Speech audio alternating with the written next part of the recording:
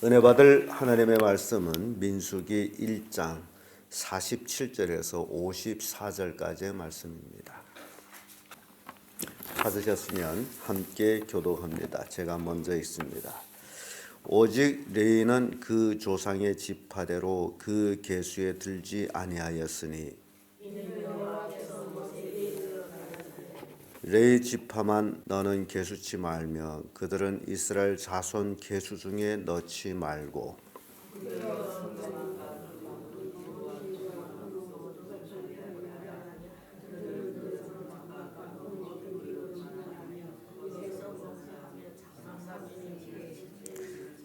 장막을 운반할 때에 레인이 그것을 걷고 장막을 세울 때는 레인이 그것을 세울 것이요 외인이 가까이 오면 죽을지며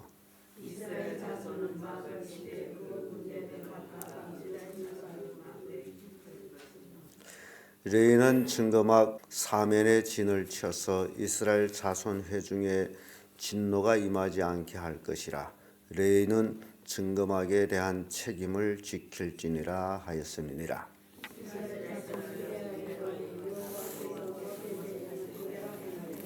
아멘. 이 말씀으로 레위 지파, 오늘은 레위 지파라는 제목으로 은혜를 나누겠습니다. 레위 지파가 이제 이스라엘 12지파의 수에 빠지는 모습을 봅니다. 그래서 요셉의 아들 에브라임과 므낫세가 12지파에 속합니다. 그래서 야곱이 애굽으로 내려가서 두 아들을 축복할 때 내 것이다라고, 내 아들이라고, 그런 실은 손자가 12지파에 들어가는 그런 계획이 되고, 레위 지파는 이스라엘 12지파에서 빠집니다. 여기에서 우리에게 굉장히 중요한 교훈을 주는데, 이게 오늘날 우리가 신앙생활하면서 하나님의 은혜 가운데 살아야 될 그런 것들을 보여주고 있습니다. 그래서 레위 지파 첫째, 계수에 들지 않는다. 47절에서 49절까지의 말씀인데, 47절에 우리가 읽었습니다만 오직 레위는 그 조상의 지파대로 그 계수에 들지 아니하였으니 이는 여호와께서 모세에게 일러 가라사대 레위 지파만은 너는 계수치 말며 그들을 이스라엘 자손 계수 중에 넣지 말고, 이스라엘 자손 중에 계수에 넣지 말고, 이렇게 구분이 됩니다. 그래서 하나님께서 레위 지파는 하나님께서 빼낸 내 것이다 라고 표현하는 것과 똑같은 겁니다. 민수기 3장 39절에 보게 되면요, 모세와 아론이 여호와의 명을 쫓아 레인을 각 가족대로 계수한즉 1개월 이상의 남자의 수요가 22,000명이었더라. 레위 지파를 이스라엘 12지파의 계수는 안 했습니다만 따로 레위 지파를 계수하는데 참 신기해요. 이스라엘 지파의 계수함은 20세 이상으로 전쟁에 나갈 수 있는 자들을 계수했다면, 레위 지파 계수는 난지 1개월 이상, 1개월 이상 되는 남자들을 계수했다라는 겁니다. 1개월 이상 되는 남자들 계수한 그 숫자가 22,000명이에요. 레위 지파가 숫자가 굉장히 적습니다. 22,000명. 이스라엘 12지파 장정만 60만 이제 5,500명이 됐다면 레위 지파가 22,000명. 굉장히 적은 수입니다. 그리고 민수기 26장 62절에서 두 번째로 레위 지파가 계수함을 받는데, 여기서는 1개월 이상으로 계수함을 받은 모든 남자가 23,000명, 레위기 26장에서는 1,000명이 늘어납니다. 세월이 흐르면서 이렇게 이스라엘 12지파와는 다른 소유로서의 계수함을 받는데, 난지 1개월 이상으로 계수를 받습니다. 그래서 이 레위 지파는 이스라엘 12지파에 속하지를 않습니다. 그리고 1개월 이상으로부터 계수함을 받았습니다. 그래서 이 레위 지파는 온전히 하나님을 섬기는 지파다 라는 것을 우리에게 보여준 것은 난지 1개월부터 계수함을 받았다는 거예요. 그래서 우리는 사무엘을 생각해 볼 때 한나가 사무엘을 하나님 앞에 서원해서 아들을 주면 하나님께 드리겠다라고 했던 그 한나가 아들을 낳고 나서 진작 젖을 떼고서는 하나님 앞에 보내는, 그래서 사무엘은 어린 나이에 성전에서 자랍니다. 참 그 부모 앞에서 재롱을 부려야 되고 사랑을 받아야 되고 그런 애가 성전에서 늙은 엘리 제사장과 같이 살아가면서 자라가는 그 모습, 부모의 입장에서는 굉장히 안타깝겠죠. 저 재롱을 피우. 근데 부모도 1년에 한 번씩만 올라가서 아들을 봤어요. 옷 지어서 가서. 그게 하나님 앞에 드려진 자의 삶이에요. 근데 우리 부모들, 할머니를 보게 되면 자기 손주와 자기 새끼가 그렇게 귀해가지고 노면 부서질, 어쩔까, 쥐면 부서질까, 아주 홀호 불며 그런 모습, 우리가 꼭 고쳐야 될 것들이 있다. 왜냐하면 하나님께 드려진 삶을 살도록 하는 것이 오늘날 그리스도인의 삶이라는 겁니다. 하나님께 드리지 못하고 자기가 키운다라고 생각하기 때문에 문제가 많이 생기고 있습니다. 이렇게 레위는 난지 1개월 이상으로부터 계수함을 받았다. 하나님께 드려진 민족이었다. 족속이었다. 그러면 레위인들이 뭘 하느냐 하는 거죠. 50절에서 51절을 보면 레위인들은 장막의 일을 합니다. 민수기 18장 22절을 보면 이후로 이스라엘 자손이 회막에 가까이 말 것이라 죄를 당하여 죽을까 하노라. 이제 계수함을 받은 후부터는 이스라엘 민족이 장막에 수시로 가까이 오면 문제가 생겨요. 죄를 지어서 죽을 수도 있어요. 그래서 가까이 오지 말라. 그래서 장막을 옮기는 일에 전무하는데 여기서 구분이 나옵니다. 이스라엘 12지파의 20세 이상으로 계수함을 받은 60만 장정들, 그들은 군사로서의 계수함을 받습니다. 전쟁을 위해서, 전쟁은 적군과 싸우기 위해서 그들은 계수함을 받습니다. 대신 레위 지파는 계수함을 받은 것이 적군과 싸우기 위함이 아니고 성막에서 일을 하기 위해서 계수함을 받습니다. 그래서 12지파의 계수함과의 본질적으로 다릅니다. 그래서 여기 보게 되면 50절에 그들은 장막과 그 모든 기구와 그 모든 부속품을 관리하게 하라. 그들은 장막과 그 모든 기구를 운반하며 거기서 봉사하며 장막 사면에 진을 칠지며 장막을 운반할 때는 레인이 그것을 걷고 장막을 세울 때는 레인이 그것을 세우고 외인이 가까이 오면 죽을지니라. 이제 구분이 나옵니다. 장막을 세울 때, 만들 때는 락성식을 할 때까지는 온 이스라엘 백성이 동참을 했어요. 그리고 다 세우고 나서는 이 장막 관리는 오로지 레인만 합니다. 이스라엘 백성들이 가까이 오면 죽는다. 이렇게 구별이 납니다. 이게 레인들이 이스라엘 12지파의 계수함을 받지 않은 원인입니다. 그래서 요셉 지파라기도 하죠. 므낫셋, 에브라임, 요셉 지파라고도 하는데 이들이 각기 이스라엘 12지파에 속합니다. 그러면 에브라임과 므낫셋은 가나안 땅에서 태어난 애들이 아니고 요셉이 애굽으로 팔려갔다가 총리가 되면서 바로왕이 결혼을 시켜가지고 낳은 아이들입니다. 얘들은 애굽에서 낳은 아이들이에요. 그래서 야곱이 아들로 취급받도록 돼 있어요. 그렇게 12지파에 에브라임, 므낫세가 들어가고 레위는 빠져서 특별히 한 족속으로의 하나님을 섬기는 그 일에 전념을 하는 것을 보게 됩니다. 레인이 자기 책임이 있습니다. 이 책임을 수행해야 되는데 그것이 52절에서 54절까지 쭉 말씀 나옵니다. 이스라엘 자손은 막을 치되 군대로 각각 그 진과 기 곁에 진칠 것이나, 지금 이스라엘 광야에서의 그 생활 분포를 얘기합니다. 이스라엘 자손 12지파가 각 족속대로 기회에 따라서 이제 장막을 치고, 그리고 그 속에 레인들이 장막을 또 칩니다. 그래서 53절에 레인은 증거막 사면에 진을 쳐서 이스라엘 자손의 회중에 진노가 임하지 않게 할 것이라. 레인은 증거막에 대한 책임을 지킬지니라 하였습니다. 지금 이스라엘 12지파가 진을 딱 치고 있다면 그 중앙에 장막을 치고 장막 사면에 이 레위 지파들이 이제 진을 치고 있습니다. 장막, 자기들 살집을 치고 있는 거죠. 이렇게 진을 치고 있음으로써 이스라엘 백성들이 수시로 장막에 가까이 오는 것을 레인들이 막고 있어요.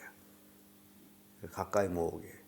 그래서 레인들이 직책을 수행한다는 것은 이스라엘 백성들이 장막에 가까이 올 수 있는 것은 제사를 드리는 것, 하나님 앞에 제물을 드리는 것, 그런 공적인 일에만 가까이 올 수 있지 사적으로는 절대로 장막에 가까이 올 수 없다라는 것을 레인들이 그 사면에서 그 일을 수행했습니다.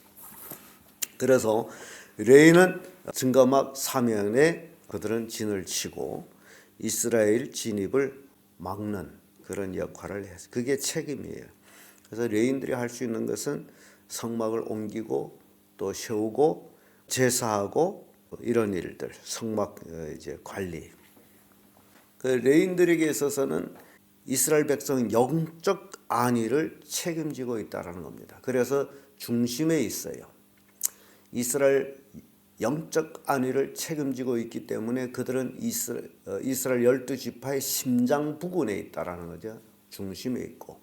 그리고 또 이스라엘 지파 12지파는 레인들이 상하지 아니하도록 외적의 침략을 받지 않도록 또 외곽적으로 진을 치고 지키고 서로서로의 상부상조하는, 그래서 성막 중심으로에서의 이스라엘 백성들이 진을 치고 있는 그 모습을 우리가 보게 됩니다. 그래서 중심에 있는 이스라엘 중심에 있는 레인들이 하나님의 복을 받느냐 못 받느냐 그 영적 안위 문제를 책임지고 있는 그들의 직책이다. 그럼 오늘날 우리에게 어떤 교훈이 있느냐는 거죠. 오늘날 예수 그리스도를 믿는 사람들을 다 만인 제사장이다라고 얘기합니다. 우리 모두 다 하나님의 전을 섬기는 자들이에요. 그렇다면 우리가 진정 예수 그리스도를 믿고 구원받은 자녀들이라면 우리는 우리의 직책을 수행해야 됩니다. 제사장의 직책을 수행해야 돼요. 하나님의 전을 섬기는 자들로서의 직책을 수행해야 돼요. 이게 오늘날 우리에게 주는 영적 교훈이고, 또 교회 안에서의 질서 문제를 또 우리에게 보여줍니다. 교회 안에서의 질서, 히브리서 13장 17절의 말씀 보면 너희를 인도하는 자들에게 순종하고 복종하라. 저희는 너의 영혼을 위하여 경성하기를 자기가 회개할 것 같이 하느니라. 저희로 하여금 즐거움으로 이것을 하게 하고 근심으로 하게 말라. 그렇지 않으면 너에게 유익이 없느니라. 이런 말씀이 있습니다. 여기서 너희를 인도하는 자들에게 순종하고 복종하라 하는 것은 이 교인들에게, 성도들에게 하신 말씀이에요. 성도들을 인도하는 자가 누구냐라는 거예요. 여러분들이 인도하는 자가 누구예요? 여기서 너희를 인도하는 자에게 순종하고 복종하라. 왜냐하면 목회자들은, 목사는 너의 영혼을 위하여 경성하기를 자기가 회개할 자인 것 같이 하느냐.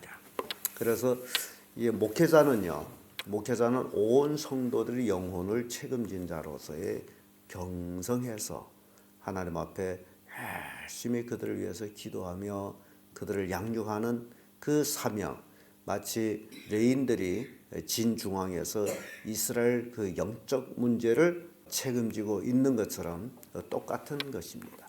그래서 목회자의 책임이 대단히 중요한데, 목회자가 어떻게 하느냐에 달려 가지고 교인들이 복을 받을 수도 있고 복을 받지 못할 수도 있다라는 거예요.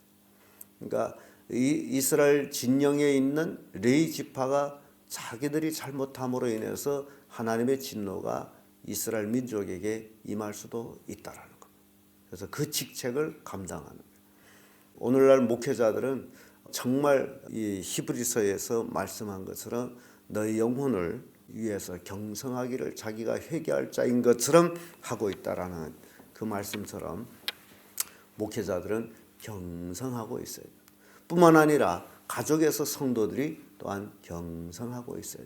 성도들은 자기 가족을 자기 가족의 그 영혼을 회개할 자처럼 자기 자신을 생각해야 되기 때문에 그래서 내 가족을 구원하기 위해서 내가 경성해야 되고 내가 하나님 앞에 올바라야 된다라는 것이 이 레위기를 통해서 우리에게 교훈을 주는 거예요.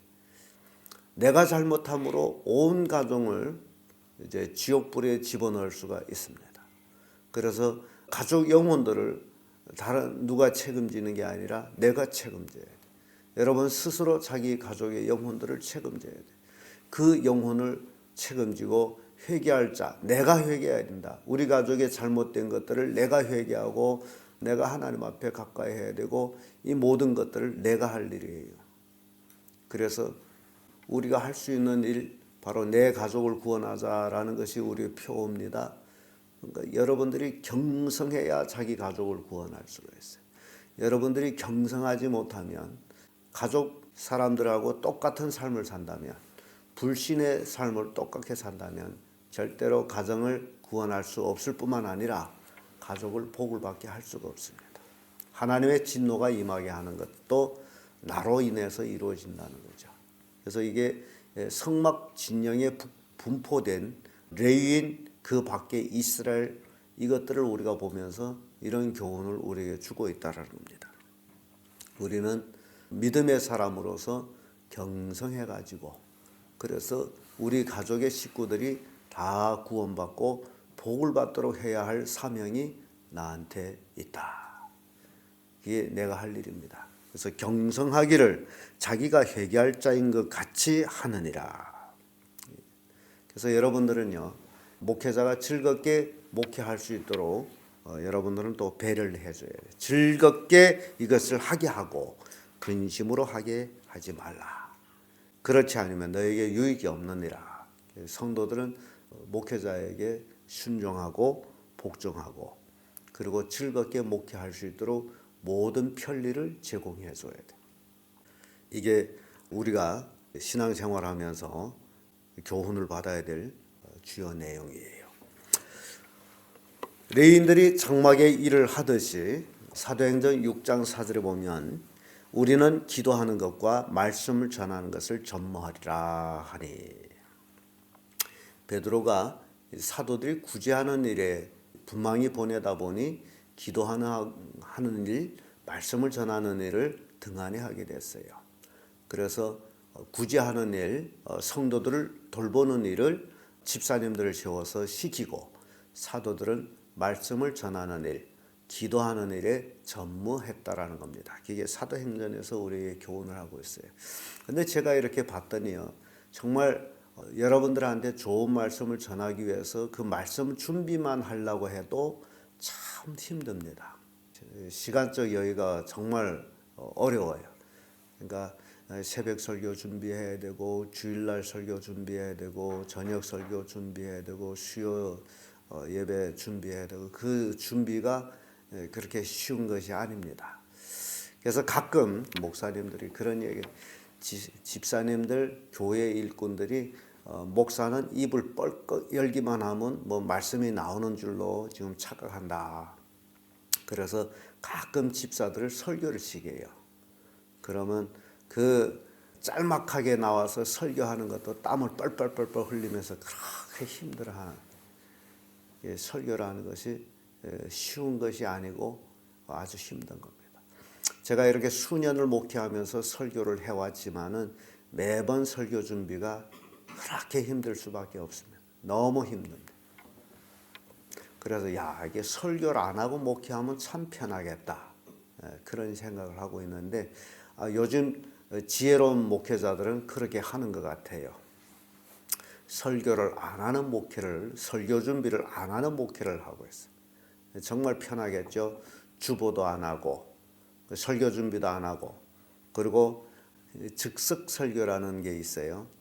기껏 놀다가 예배 시간이 되면 한 5분간 성경을 탁 펼쳐서 보이는 그 구절을 들고 올라와서 뭐 설교를 한다고 해야 될지 아니면 짓거린다고 해야 되는지 강태 소리를 해야 된다는지 모르겠습니다만 그런 식으로 설교하는 목회자들이 참 많습니다. 이거는 레인으로서의 직책을 수행하지 않는 것으로 자기도 죽고 하나님께 성도들이 복을 받지 못하도록 하는 그런 하나님의 진노가 이스라엘 진영에 임하도록 하는 그런 것과 똑같은 거예요. 그래서요, 이 사도들이 그래요. 우리는 기도하는 것, 말씀 전하는 것을 전문하리라. 그러면 전도하고 구제하고 신망하고 이 모든 일들을 누가 했다는 거예요? 성도들이 한 거예요. 여러분들이 할 일이 바로 그런 일입니다. 전도하는 일. 여러분들이 전쟁에 나가 싸워야 되겠죠? 전도하는 일. 그래서 목회자는 말씀 전문하고 성도들은 전도, 기도, 구제, 봉사 이런 것들이 성도들이 할 일이다. 그리고 이 땅에 살아가는 동안에 우리가 레위 지파와 같은 그런 지파 속에 속했다면 하나님에게 우리는 선택받은 민족이다. 얼마나 큰 축복을 받은 민족인지 몰라요. 그리스도 안에서 예수님이 재림하는 그 시각, 참 그때의 우리의 신앙의 보람을 느끼는 그 순간이겠죠. 야, 정말 예수님이 재림하시더니 우리는 하늘로 올라가는구나. 그 날이 실은 멀지 않았다라는 것입니다. 그래서 여러분들 세상 사는 게 힘들다라고 생각하지 말고 믿음 안에서 살게 되면 믿음으로 살게 되면 하나님이 여러분들이 필요한 모든 것들을 다 채워준다라는 거예요. 그래서 넉넉히 믿음으로 승리할 수 있도록 하나님은 복을 주십니다. 그 믿음을 가져야 돼요. 그 믿음이 없으면 여러분들이 삶은 계속 힘들 수밖에 없습니다. 그러니까 가족에서는 레인으로서의 직책을 다 하셔서 가족의 식구들을 다 구원하는 그런 성도를 되기를 예수님으로 축복합니다.